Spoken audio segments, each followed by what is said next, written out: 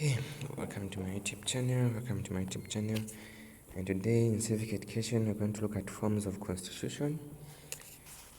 So under Civic Education, there are two types.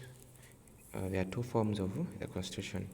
So the first form we're going to look at today is flexible constitution. A flexible constitution is a constitution whose provisions are easy to amend. One of the examples is the Zambian constitution. So the Zambian constitution is a flexible constitution. Why? Because it's easy to amend. So of course, to everything there's advantage and disadvantages. So the advantages of a flexible constitution is that firstly, it is elastic and adaptable to change to meet new emergencies, circumstances and changing needs of the society.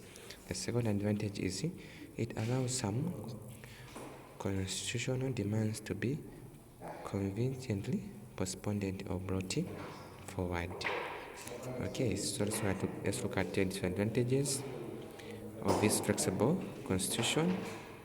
So the disadvantage of this flexible constitution is that it may cause political instability since it can be changed by those in power to satisfy their interests.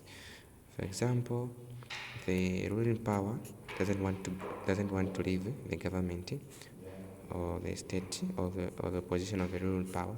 What it can do is it can change the constitution, or it can increase the number of terms. So the second disadvantage is that frequent amendments may create uncertainty and people may lose confidence in the constitution, meaning that changing too much rules or amending the constitution frequently, some people may start losing faith or may have started having doubt about the constitution since it's changing now and then. Then the last example of a disadvantage of flexible constitution is that it can be changed even when change is not necessary. That's the last example. Even if the change, there's no need to change it, it can be changed. Hence, it may affect the country since to change it may cause some procedures to be done and money may be sent, may be used. So let's look at a rigid constitution. So a rigid constitution is one that is difficult to amend, simply the opposite of flexible constitution. It can only be amended by a special body and special procedures. Such bodies include the Constituent Assembly, CA, and the National Constitutional Conference, NCC, and the referendum.